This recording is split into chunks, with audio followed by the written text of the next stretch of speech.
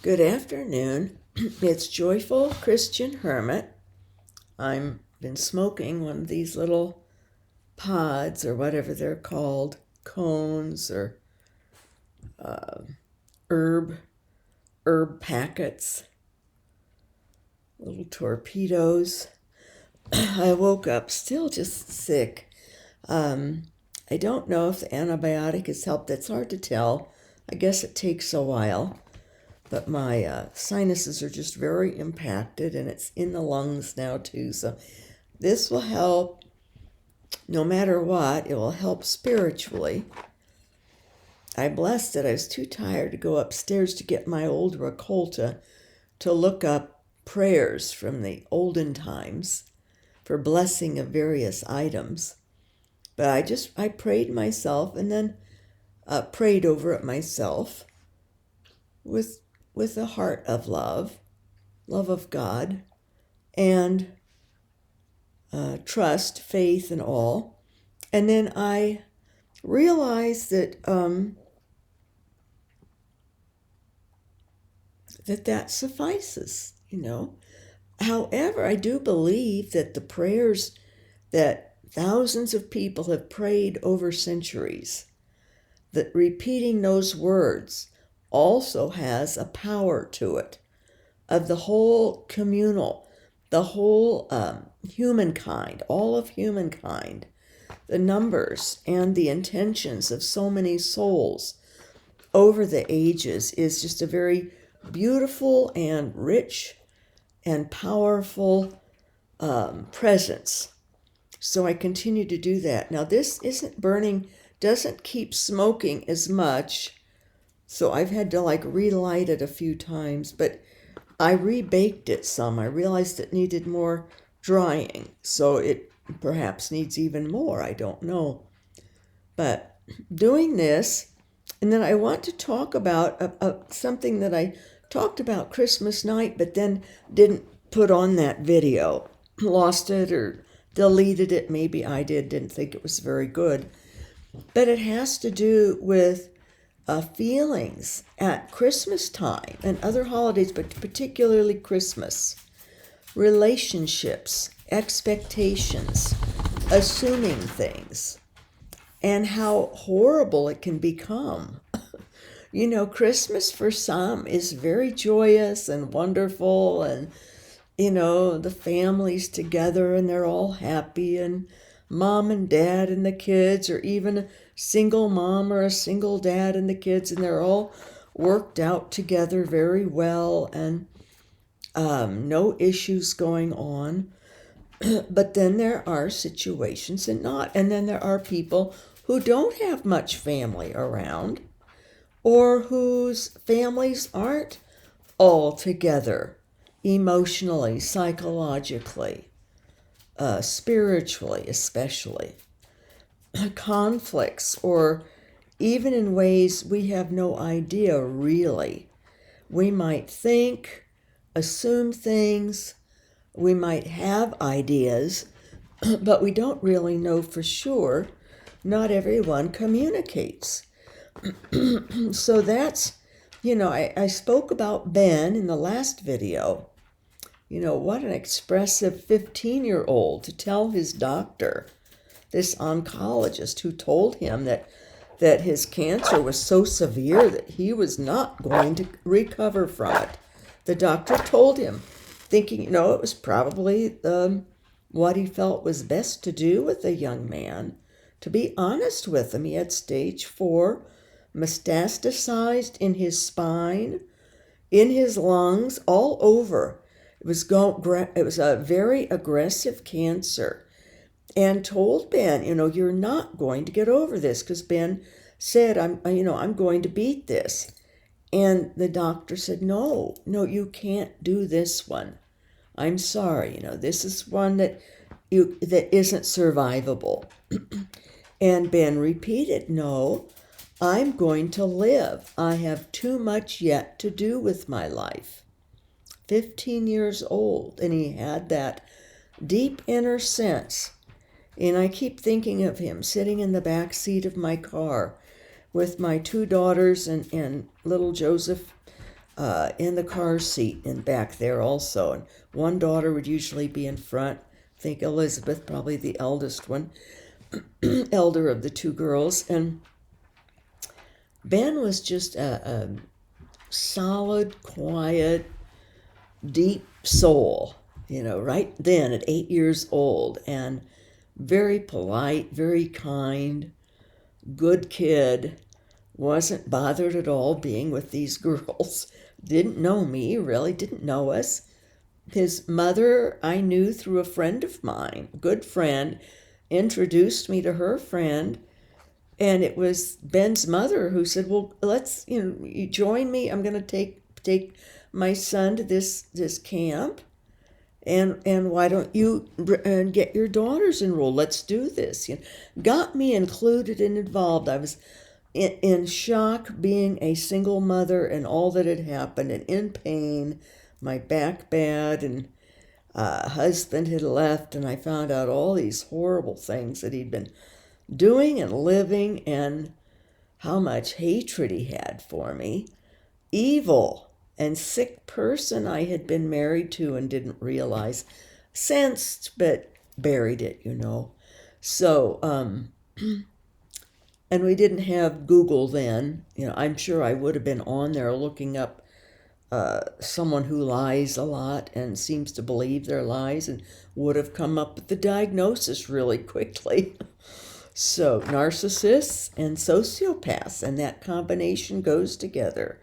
And then I would have read about how they have multiple lives, and womanizers, and cheat, and love the intrigue of doing that to their spouse, their significant other. And, then when something happens and they're caught on to, they become very angry and vicious. Because their game is up. It's no fun anymore. And they are bound to destroy. They are determined to destroy the other person then. For the rest of their lives, they want to do that. So even though they go on and remarry or whatever, it's yes, very unwell, unhealthy, and evil. The devil is having a great time in our society with disorders. All kinds of disorders. So anyway, from Ben and his beautiful life and his passing before Christmas, and they're being given such beautiful signs from him as he passed, of this hummingbird magically appearing, and a very brief, unexpected rain shower. Boom, here's this rain. Cleansing, tears of joy from God, from the skies. So, but here's another example, though. So they had all of this to deal with at Christmas. Ben's family, his brothers and their wives, and he was the youngest, and he had 3 nephews, and his mother. I think his father had passed, but they had gone through a divorce. His mom and dad had gone through a divorce. I think when he was in high school, maybe. A lot of stress can happen with illnesses too, so who knows. But here's another example of family and of children of a divorce. And I was busy, once again, I have an eldest daughter who doesn't communicate back. She's not a communicator, but she hasn't been responding for about 1.5 years, really, from texts or anything. So I don't text often. The last time I saw her, and it had been 4 years since I had seen her then, I had wanted to go back and visit. But she wouldn't respond. I would ask, and she wouldn't respond. So, but last year at Christmas, they'd sent some very expensive, like a Godiva chocolate basket. Wasn't much in, but cost a lot. And then a beautiful gardenia bush plant that I planted in the spring, and it bloomed this summer. It's in the courtyard. It likes shelter, gardenia likes shelter, and not direct sun. So, very lovely. I was so grateful. And she called at Christmas. That was lovely. Toward the end of the day, I don't call there because, they're busy with their family, and I figure, they'll call when they have a moment. But I send gifts to the granddaughters. I have two granddaughters, teenagers, 18 and nearly 16 now. And to my son-in-law, who I consider a son, and my daughter, who I love dearly and always have. But she's always been very sensitive, and I think the divorce was extremely difficult on her. And something happened, I don't know what, regarding her and her father. She wouldn't talk to psychologists. And then something happened at the school she went to that got reported. The sheriff's department was going to get involved. The psychologist said, no, let us talk with her. Be too traumatic for a sheriff to he says, I'm going to drag it out of her no matter what it takes, And she had like 9 out of 10 markers of something bad. Then she would come back from visitations in a terrible way. And then was showing signals and something very overt at school that was being passed around that she had drawn and said, written. That was a major signal. And all of this, at the same time, I think we had the final break-in and we had to leave and we all had to be split up. I had to find places for us to stay, places for the girls, places for me and the baby to be for 2 weeks until I could get into an apartment. It was just a horror. And the deputies, of course, felt that my ex-husband husband at the time, we weren't divorced yet, was behind it, but hiring people. He was a principal in Orange County at the time. And so, it wasn't going to jeopardize his career, but it was always something. Traumas, and troubles. And he'd come, and then his temper, and just horrible situations. So finally, I started having dreams. After 4 years, the divorce came and went.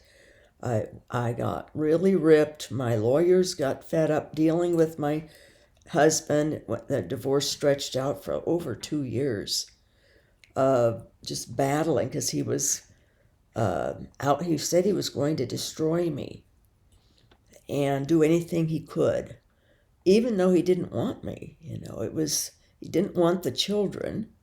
But yet he wanted his fair share. He wanted for his ego. They're very narcissistic. Narcissists are, obviously. But so all of this swirling around, and my eldest daughter wouldn't communicate, and but she had a lot of. I had all this suffering, not adequate medication. I would be in the hospital with pain or in bed, and neighbors would help. We finally got a little house that I think was very appreciated by the children, and they loved it, even though it wasn't anything great, and we were all stacked in there. But it got to the point where it was getting harder and harder for me to afford Southern California on my very low disability income and the costs. So, but I started having dreams about the 4th year, every night that I was to take the children and move them back to the Midwest to my hometown. And I asked the ex-husband, talked to him about it, and of course he was adamant no, and that he would fight me, and he would win, and he would take the children, and all this, And, but the dreams persisted, and so I finally waited till long enough till I had some money that I could hire a lawyer, because I knew it was going to cost, and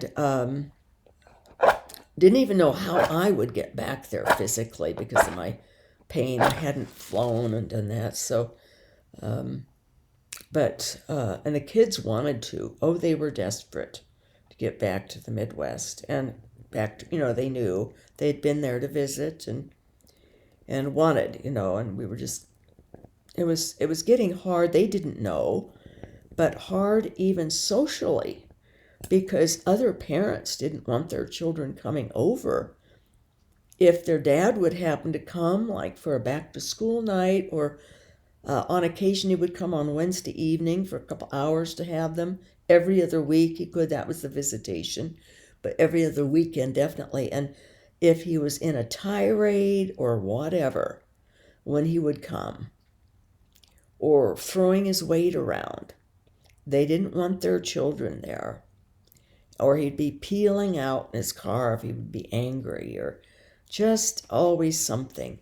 Messed around with child support, paid it, but then other months not, or just part, or would keep some of their clothing or toothbrushes, and so that I'd end up, having to go out on a Sunday night and buy, so they'd have their toothbrushes for the next day and get them to school. It's just always, he was malicious,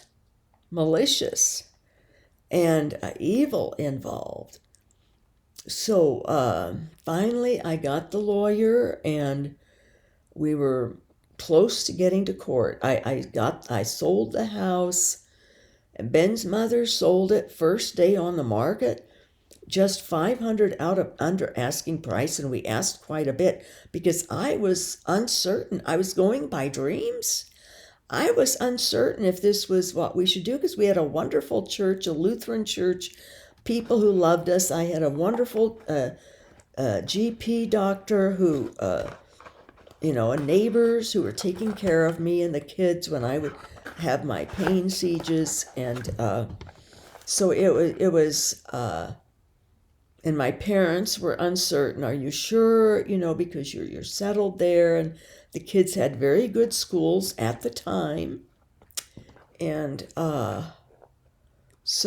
and I did have some friends, especially older friends, older people, young women. I was a sweet young thing then and a divorcee. And a lot of the young women my age, mothers and things, they weren't too good because underneath all, I think they kept thinking that their husbands were going to be intrigued with me or whatever, or I would steal their husbands away, which I wasn't at all interested in their dull husbands. But as it turned out, couple of their husbands were very interested in me. I'm very sorry. Not my fault. But, men will be men, I guess. It's too bad.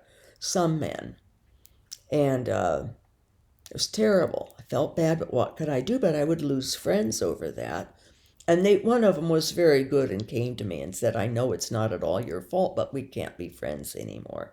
I can't have you over. He's infatuated with you. And I just felt terrible, terrible. I wasn't impressed at all with her husband. So she loved him. I didn't say a thing, but, so anyway, but it was, it had its issues. And then finally another divorcee in the church, and people would, and then a widower, and they would just a widow assume, well, yes, then get her with that, and whether or not I had a lot in common, it was hard. It's hard being single like that. And then to be so much in pain, and then with pain, people can't tell. So some people doubt, is she really in pain or what? But then they realized after the surgery, they knew. And my doctor went to the church. He knew. He was an elder and had great influence. And his parents were like second parents and grandparents to my children because my parents weren't living right there. So anyway, it was just tough times, but a lot of chaos. Terrible things would happen. Bedroom window was shot. I was on the bed. It was like 8 o'clock at night. Lights were on. It was in the wintertime. And that was sort of the final thing with me, that I realized we were not safe. And I don't know who did it. The police didn't know who did it. There was another shooting that night, but it was further away. And it was rare to have any shooting in that little town. And an illegal Hispanic man was shot to death. Some kind of a gang thing or something. Not a gang thing, but some kind of a tiff of grove workers. It was a big avocado grove area. So, but whoever shot our window, it was intentional, and we weren't out near we were across from the field, and where the shooting was down in a creek way far down away. So I think it was two different situations going on. And I suspect that the ex probably had hired someone to do that. But whoever didn't notice the children laying around me on the bed. I was reading story. We always had story time and prayers at night. And so I was the one sitting up, and whoever could see through the fence, or they shot over the fence or through a slat in the fence. But broke the window, and police didn't find the bullet. But they didn't think it was huge. It wasn't a huge hole. Didn't shatter the window, but it was a good, strong, thick plate glass window. But anyway, just a lot of trauma and things happening all the time, and then always something with the ex, always. And that was after my surgery and recovery and disabled permanently, etc. So a lot of struggles, but I followed through with the dream. But then we were to go to court the following weekend. The kids were at Christmas visitation. We had moved into an apartment. I realized get the house sold so we'd be ready to go, because I decided trust God that somehow he'll make it happen. If he was going to have those dreams every single night for a year, telling me, even showing me the area I was to move to in my hometown, and very vivid dreams every single night. So, and I hadn't thought about moving back there myself until the dreams started. So, we get there. I mean, we get, the kids come home from their visitation with their dad. My eldest daughter's in tears and says, we're never going back. We're never going back. We're never visiting again. And what happened? What happened? She tells me. She verbalized what happened. It was to her little brother. Sick, perverted stuff in the bathroom with them, with the dad. And the little boy asked the little boy, and he was crying, and yes, and it said what his dad was doing in the shower, and it's something that could be interpreted that it was just a male control thing, but it was perverted. And so called the lawyer next day. That was a Sunday. Next day was Monday. We were to go to court on Tuesday to get this thing done over with.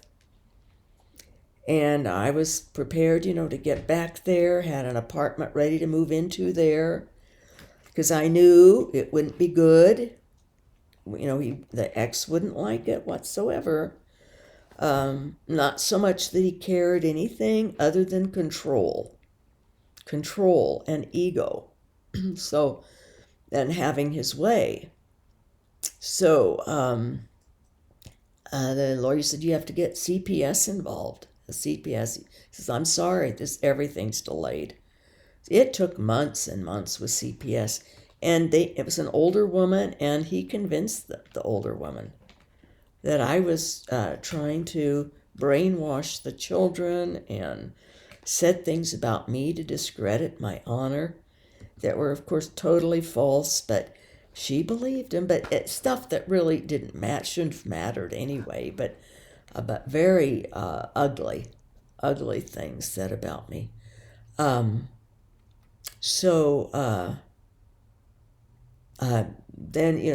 we still hadn't gone to court, but it was getting so hard in the apartment. There were drug dealings going on, I realized.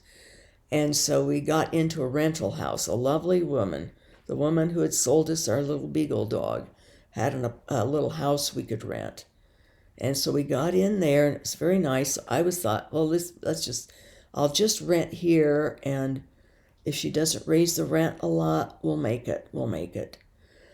Barely. But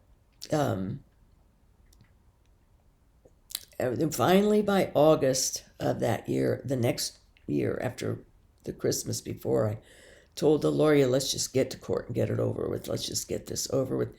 And so we did, and we had a miracle in court. That the ex flipped out at the judge at the end. So we were allowed to go. I still was thinking, no, let's not. Let's just. But I asked the children, got home from court, asked the children, and I was so used to the ex-husband that I didn't realize that we were in danger in court. The woman who had driven me there, because I couldn't drive and my back was so terrible, and I didn't have enough pain meds whatsoever. As I look back, barely, and just took them for the pain sieges. I should have been on them regularly all the time, but they didn't know. They didn't know to diagnose arachnoiditis. Maybe didn't know then what it was.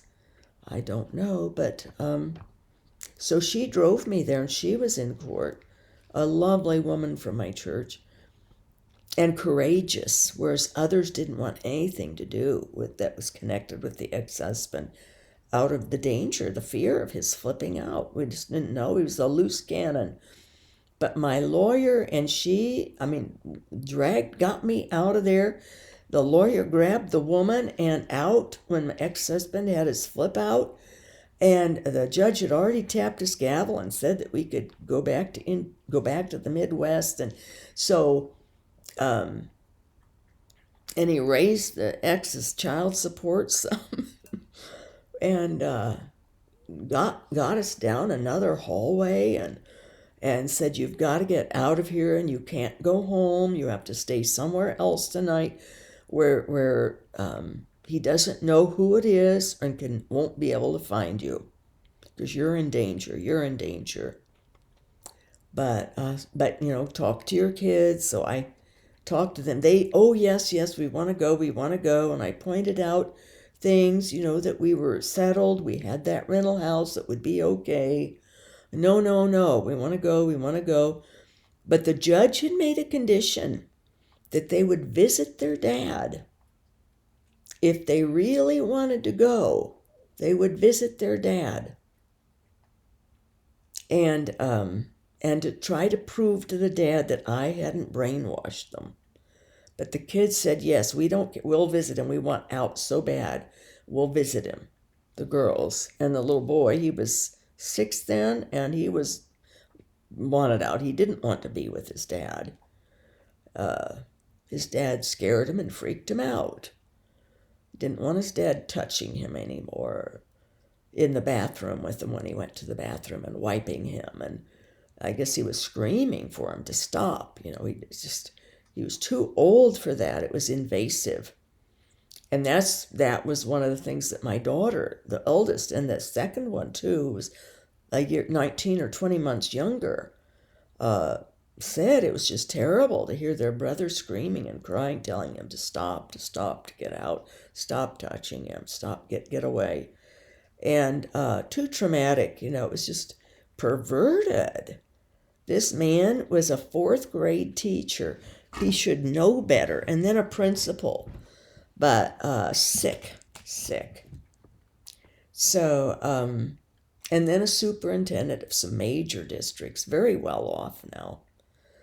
But his stepchildren, I feel so bad for them. They left right after high school, and he's not allowed to come visit them, and they never visit their mother. If she wants to see them, she has to go to them without him. That's been for years now, 25 years or more. So that's that situation. But he was successful. My kids look to that, think, wow. And they've blocked all this stuff. they've buried it. So that's part of the issue. So I had no, we got back to the Midwest and a peaceful town. I should have gotten us into a nice home to begin with, but I had gotten a lot and we were having it built. And it took them a lot longer to build it than what they said. So we were in an apartment for about 9 months back there, 8 months. And it was hard on the oldest daughter and harder on her. She was very sensitive, starting high school there, and but made wonderful friends, had loads of friends, did great, great life now, always. And people from my Methodist church, she had good friends there. They would take her on trips with their family, with their daughter. She was best friends with their daughter. And it was an idyllic life for them. And we could afford it. And we had relatives all over. Cousins the girls' ages, and school they could walk to, our new home, beautiful home. Got them nice furniture for the family room and their bedrooms. It was just lovely. And kept that house until the eldest one graduated from college. Then I needed to sell so that I could keep affording, paying for colleges, and that's how I had to live. They were my priority. My children were. So it just, I don't understand, but when I had my knee replacement, she was there, came out. I was so pleased. She was going to come out and be with me. And I just had a great time, even with the surgery and all. And she wasn't, I had the surgery, I was in the hospital overnight and most of the next day. So she didn't see me that much. But of course my place is a mess. And I had been doing landscaping, so she helped with that. Because the HOA people had started getting after me. So, but she has a beautiful home, and they're very well off. She's very accomplished, in Microsoft, way up in Microsoft, and her husband has his own business. They do very, very well. 2 beautiful daughters, and a beautiful home, and no issues with finances whatsoever. So they, but work hard, very diligent, wonderful trips they take with the children, and lots of wonderful friends in the Midwest, stayed in the Midwest. And so, but just the last day before she left, she told me she needed to say how hard it had been for her to be here with me, and how difficult. And said a few other things, but not really anything that would explain why it was so hard being around me, other than I must trigger her in terrible ways. But last Christmas, and that was 6 months after the surgery, and they sent those couple of gifts, and I'd sent all of them many gifts, and the traditional Christmas puzzle for the family, and especially for her. We always had that. She likes to do puzzles. So I send one every Christmas ahead of time. They can work on it ahead of time if the kids want to. Also, her husband isn't that interested in it. But gifts for all of them. And then she called later that day and we talked. The kids didn't get on the phone or anything, but I figured they liked their presents. They were on their gift list. And then I don't think I got a call on my birthday. No. Mother's Day I did. That was a surprise. I usually don't. But she talked. It was great. And had been coming back from a tournament. They'd driven to her sister's tournament that was nearby, and her sister had gotten gold. It was a phenomenal win. It was great, lots of fun for all of them to watch, and for my other daughter to have that gold medal. And So they were coming back, and the daughter called me. It was Mother's Day. Remember, it took quite a while. Oh, I thought things are good. But then here we are. A month ago or more, I texted and said, if you'd like me to come back, I will. Let me know so I can get tickets and get my dogs boarded. Never heard a thing. And I figured it wouldn't because I'd asked before and there wasn't any. This time I didn't say I want to. I made it clear if she wanted. I wasn't going to.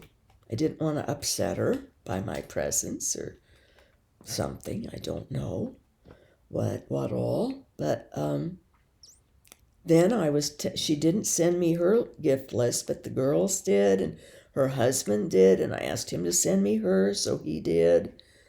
Got them all their gifts, and sent her the Christmas puzzle as usual. Christmas Day, no call, so a little later in the afternoon, I figured, well, they're busy, and at night she'll call.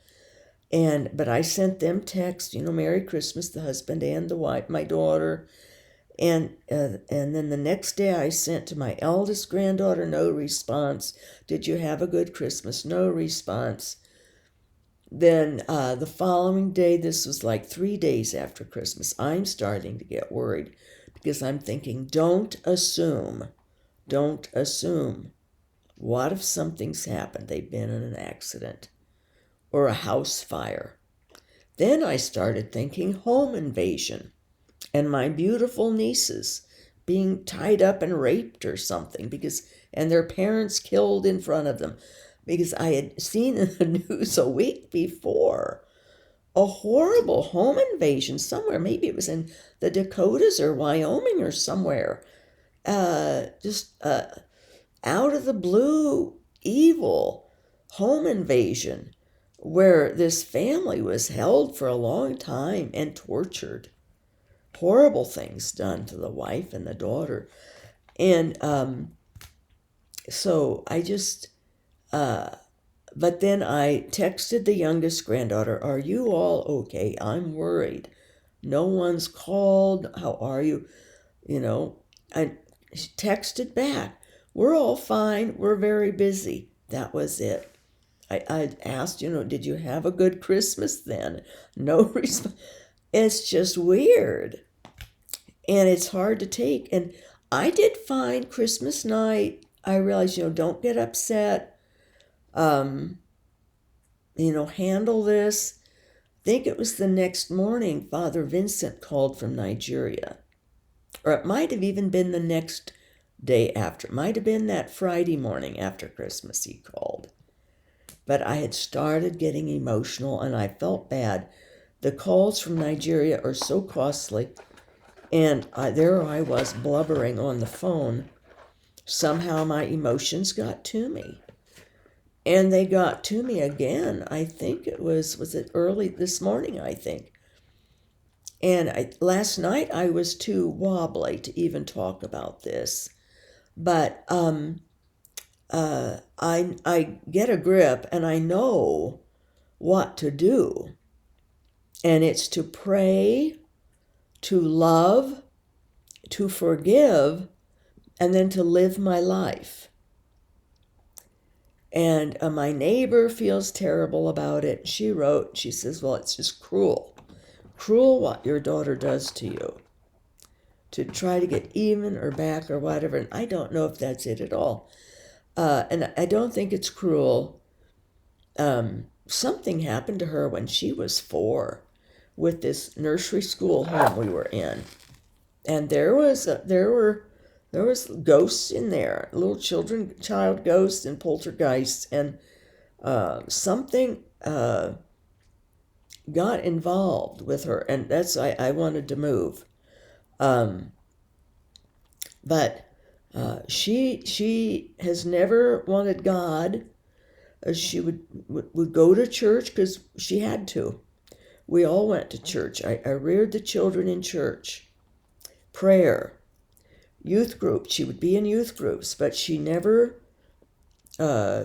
really believed or believed in God or accepted God, and or church, and she feels churches are corporations. Well, they are. They are. They are. She says it's nothing but a corporation making money, taking donations to make money. I said, you're right. This was a few years ago when I was visiting. She brought it up on her own. And I said, you're right. That's what they are. But they're also much, much more. I said, they do need donations and they do operate like a corporation because they have to. It's the world. And the priests have to be administrators because it's a lot of responsibility. There's so many people. And they have to have a building for people to meet in. And that costs money. It's upkeep, pay the bills. They don't have to pay taxes, but they have other costs. They pay employees and they have to monitor the employees. And if they have a school included, they have all that responsibility. And they have to pay for insurance for everyone. And I said, it's like a corporation. You're right. But I said, there's the spiritual part, the religious part, the holy part that is all at another level, and nothing bad about that. In fact, all good. But they haven't reared their children at all to pray or to know about Jesus. I think the one daughter, my eldest granddaughter, went to camp with a girlfriend 2 years. That was a church-related camp that the other little girl invited her to go with. So she's aware. But they're very generous. They're very loving people. They're very good people, very moral people.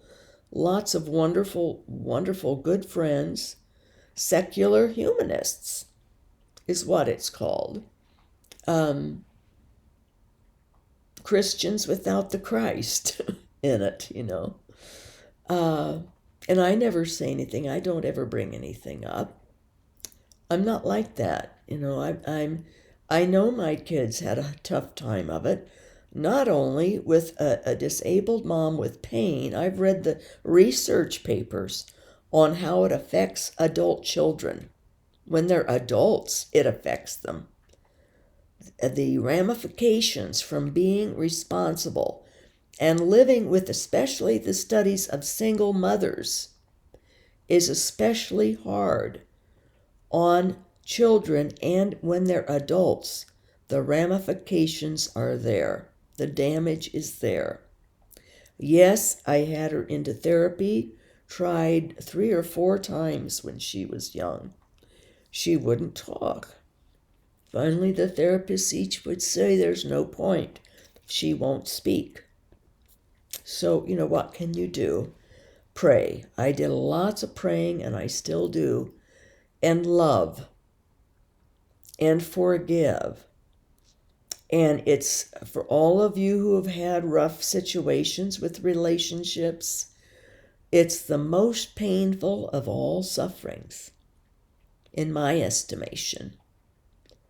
I don't like, my sinuses are still very impacted. That's why I'm trying this again. And I get up and I feel woozy and out of balance and sick, nauseated. I'm sick all over. But it's nothing. And it's settled in my spine. It exacerbates my all over arachnoiditis pain. It's nothing compared to the suffering of that relationship and what I feel for my daughter. And then you can start thinking, because I've asked her, why can't we just, even call once a week? And I had wanted to move back there. But that state is very antiquated about opioids.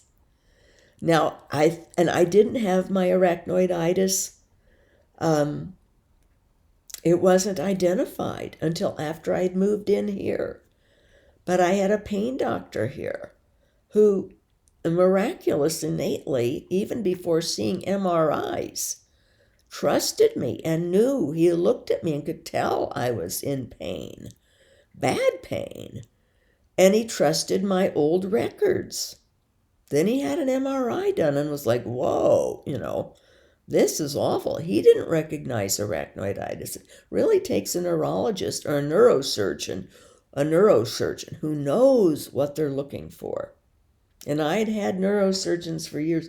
They didn't know what they were looking for. They did not know arachnoiditis.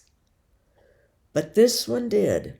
And I needed that massive surgery that was very intricate and serious. And I had like a great surgeon here, of all things. God provided. But I would have wanted to live there. It was less costly. I could have lived right near them. I even saw a house I liked.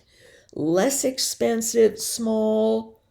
Walls needed painting. I wouldn't have needed to do more than that. And I would have had a medical center in that city. But I didn't. I had doctor friends back there say, no one's giving out pain meds. Don't come back here. You won't get what you need. But now I would have, had I known, had the arachnoiditis diagnosis. Not a lot. I would have had to be in the big city and near the med center. But it's how it is. But I don't think she wants me back. I've mentioned it since, and there's no response. Or even when she was here for the surgery, I talked about, oh no, they wouldn't know about pumps there, Mom. They wouldn't know about pumps. No, you're just best off here. So there's something about me that really triggers her and upsets her to be around me. Plus the chaos I'm in here, the mess. But that is not by choice. I don't like disorder, but there's good in it. I see the good in it, and I've learned not to let it get to me. Like with this illness, I just have to wait it out. I'm a victim soul. That's another thing to consider when you have these relationship agonies. It's all part of the love and the suffering. And this morning, I told myself again, it's your work. Do it. Do it well. It's your work. So I remembered a year ago in the fall when I was all upset. My son had excluded me from his wedding. He had cut me off. He still has me cut off. He got infiltrated and influenced by his dad. I didn't know he was getting close with his dad all through the years after I helped the kids with college. Their dad did nothing. But once college was over, he moved in on the son. He started getting involved. And the son had always wanted a dad, desperate for a dad. Didn't accept that Jesus was his dad. I would say that's my spouse. I knew I wasn't going to remarry. God had made it very clear that he wanted me. And so anyway, and who could, I couldn't handle. Someone else couldn't handle this. I couldn't handle conversation for long or noise. There wouldn't be able to be any TV on. I can't. The pain. It takes everything for me to manage this pain, and stay on the medication even without taking just so much that I just don't want to be that loaded on pain meds. So I keep it at a low level at whatever I can tolerate.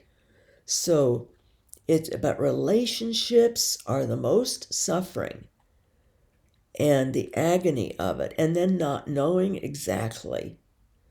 But knowing that also, even when they were young, I had to adapt to pain in my life, and a life that I never knew I would have to live. And the rejection and the horror of what I found out about my husband, who I loved and trusted, wanted to trust. But of course, I was catching on. I saw things. He would deny, I would confront, he would deny. and have all these stories. They're very good at stories, sociopaths are. Very convincing. But deep in, I knew. And then it got to the point of keeping the family going, keeping the family intact. I didn't know he was that sick and he would not get better. I thought in time he might stop the womanizing, or if not, who cares? That's sort of minor compared to some of the other things, the lying and all of that. I thought maybe he would simmer down with some of this other. But he became cruel. And I had drawn the line. I told myself, if he ever crosses the line with the children, and he got too rough in a discipline with the eldest daughter, shook her for not anything that required, and you don't do that to a child, shake that hard. She was barely 8 years old, and that was it. I thought, next time he leaves, I'm not saying come back or being so good when he comes back about him staying. Finally, when he's left the third time, I said, think about it.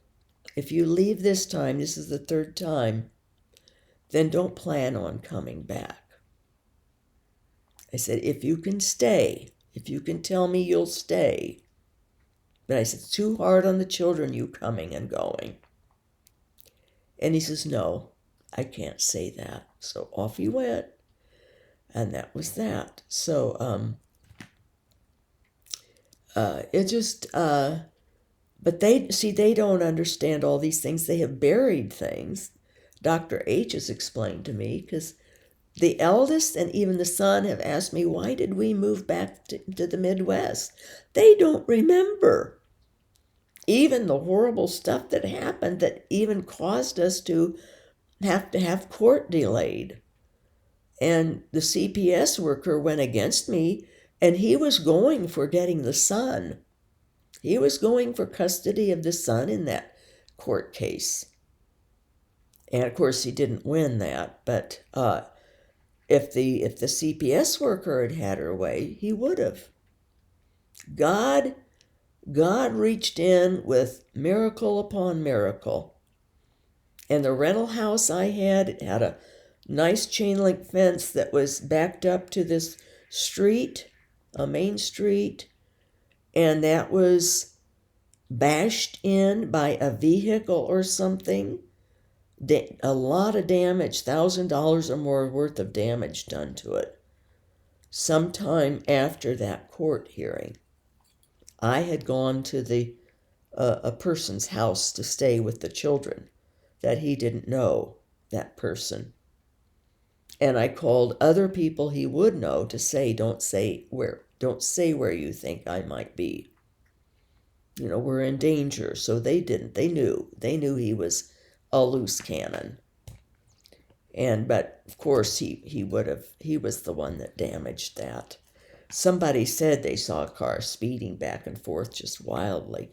And it was a incorporated area, 43 square acres or some huge, 43,000, huge area with deputies. You'd call a deputy. They couldn't get there fast enough for things. So, that was,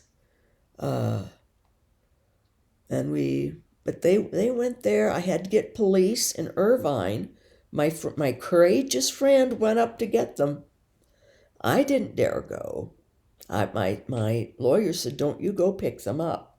If they decide they'll go visit him in order to get out of state, you don't go pick them up, because he might do something to you or have someone else do something to you, kill you. But my courageous friend went to get those kids, but he would not release them. She had the paperwork. We had to get a policeman to come. They got faxed from the lawyer the court document, and the policeman forced him to let the children get out. My friend said they ran out of his house. He was living with this woman and her children at the time. So she was a teacher in his school, and he had broken up that family. And she had two. There's more than one involved. The women are involved too when they choose to have affairs with men. And and what she did to her children. I don't know if all of them, at least the daughter, I think. She can still go visit the one daughter. But that little girl got bad cancer during the divorce of her parents, but thankfully lived. And so it's just a lot of heartbreak. Relationships, but God let me know a year ago when I was all upset in a big, big way of my not being included in my son's wedding and him cutting me off. He gave me that miracle of those 4 words, one each Sunday morning. Skipped 1 week with forgive, but pray was the first one. Love the next Sunday morning. And of course, I was thinking of my children. Pray for my children. Yes, I'll pray more. I'll pray more for my children. Love. Yes, love my children. Love them. I love them. And try to love them as Christ and God loves them. And to see all. My eldest isn't being cruel. She's wounded and damaged from way back. And whatever was in that nursery school house that was evil and dark, probably attracted by my husband at the time, who attracted darkness. Obviously, I didn't realize he was a draw, a magnet for evil. Because he's dark himself, he gave over to darkness at some point in his life, early on, as a kid, starting out lying. But anyway, it's just, and the ego, the insecurity, and then puffing up with narcissism to try to counteract the insecurity. And then when you get way out of bounds, you're sick. You're sick. And the devil thrives on sickness like that and inhabits souls with that kind of sickness. And then the devil is so deceptive, and these souls become very deceptive, very clever. Had me fooled for a long time. So anyway, you've got to pray, love. Then I was told forgive. And God gave me 2 more weeks to ponder forgive, because forgive is crucial. It's crucial. Don't bother thinking you're loving if you can't forgive, because you're not. Love and forgiveness need each other. They are symbiotic in relationship. And then he said, live. And I thought, live? Well, I can't live my kids' lives for them. Should try to do more living, live closer, try to get with each one. How can I? My body can't do that kind of stuff. And no, God said, no, you live your life now. There's others. There's missions God has for us. We can't get sucked down by even the most painful, sorrowful of relationships, by the most suffering that we feel of so much love that we have. We just have to live. Pray for the person, love the person, don't stop loving. Forgive the person. Don't make assumptions. Don't assume what they're upset with us about, because chances are we're wrong. Because I was starting to assume that first night that it was anything from angry over the gifts, even though they had them on their list, but or things I was going back in the past. Is she still angry about this? Or my temper, when I would be in such pain, I didn't have a good control over my temper. When their little brother would spill a whole thing of orange juice because he was rushing around and not being careful when he was like 10 years old or 12 years old, he knew better. all over the wood, our nice wood floors, and I was sick with pain, and how was I going to get that cleaned up? Because I knew he wouldn't be able to clean it up adequately. Little kid, he's not going to. He's not, and it's just, and my priorities then were otherwise, and I wasn't on top of it, temper and adapting to my pain in my life. So I remember losing my temper then. He remembers me when we were in the little apartment in California waiting for court, but he doesn't know that his dad had just called me and was threatening to kill me on the phone and all these horrible things. And I hung up. I said goodbye and hung up. I always try to was very polite and calm, tried to be calm with him. And wasn't rude back, and just tried to, always would say goodbye, but I'm hanging up. But then I was so upset that I took the refrigerator door and just repeatedly shut it to get the upset out of me, so I wouldn't say anything. I didn't want to say anything, or I didn't want to start sobbing or expressing my fear. What if he does have someone come and kill me, with my children right there in this apartment. But my son as an adult remembered that. He said, that really scared me when you were slamming that refrigerator door. He said, that really scared me, Mom. And I said, well, I'd had a phone call that was so upsetting. I'm so sorry, but I couldn't cope with it all. And I didn't want to cry. I didn't want to scream or yell, thinking that would upset more. And that was my release, was to slam that refrigerator door probably 5 or 6 times in a row. But of course, it was out of case. Mom didn't do that before. So, but yeah, so I was, what was I then? 38 years old. My life had been taken away at 33. My body at 36 was that surgery.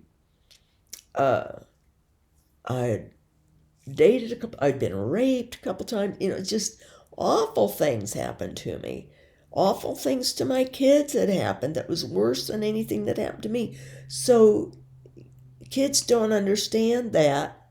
They bury their stuff that happened to them, but they remember the mother, the single mother, because that's the one who was there with them. My eldest daughter asked, and my son also, why did we move so much? Well, the eldest at least said, was it money? I said, yes. I said, you don't realize I was helping to pay for college. Your brother was being channeled into average lane classes in my hometown when he was in 5th grade from a warped male teacher who the next year was arrested for molesting his stepdaughter, but didn't like me and took it out on your brother. And I couldn't have your brother average tracked because I knew he wasn't average. But he was, too much in his life that he would outgrow and would start focusing better. He was getting B's instead of all A's, but he was doing fine. So, yes, so I sent him to a private school. Took him out of that man's classroom because I sensed something icky on him before he got, half a year before he got arrested. But the school cost sacrifices. And so, so I couldn't afford the nice home anymore. Didn't need it anyway, just her brother and me in it. My other daughter was a senior in college. She had just graduated and sold it. Got into a smaller house, old house, and much less expensive. So, and then when that became too much, when my son was going to graduate the next year, moved to the city, and the town was too much because of everything of the chaos with the church going on. So kids don't understand, but we can't just keep beating ourselves up. Just pray, love, forgive, and live your life. live your life. I've been thinking, should I write to her? Do I keep giving gifts or not? Does that bother them? Does that trigger her to get gifts from me? Why this year they decided not to even send me a thing? I'd mentioned a couple of gift cards. I still need to get stuff at Home Depot. But there's nothing. No call. No response to my Merry Christmas or how are you? Except finally from the youngest, the one who's going to be 16 in March, had the decency to answer. She's the only one who always will respond to me, which is kind of her. But I don't know her. She doesn't know me. Haven't seen them in 5 years. Well, it'll be 5 years in February. So we have to let go, and that can't rule our lives. We have to stay with what God knows, all these things going on. And just keep praying. I know God understands my daughter's wounds and will look with mercy. And while she has anger or is probably thinking of things I don't even remember, well, definitely not at this point. I hardly remember anything. God, when we're all dead, it'll be great. I tell myself, it will be. It'll be great. Jesus will explain everything to all of them, and they'll get it. And as for my son, he's been infiltrated by his dad. Plus, he's had this anger against me, but the eldest and him, he turned against God big time. I've been shown his soul. It's not good. I hope he'll be in heaven. I'm praying, and I think when he's dying, he'll realize and accept God again. I pray that. But when the devil gets involved and twists people, what do we have? And it's great what we have: prayer, love, forgiveness, and then live your life. So this is a long one. It's a long story, but this is how we have to keep going. And relationships can be the most painful ordeals. But remember those 4 words in that order: pray, love, forgive, and then live your life according always to what God wants you to be living. God bless his real presence in us. Keep blessing others, asking God to bless others, asking God to hold nothing against them. Jesus did that for us. Hold nothing against them. They know not what they are doing. I repeat that. They know not what they're doing, and they don't mean to. They don't mean it. They don't know. So, pray, love, forgive, and live your life.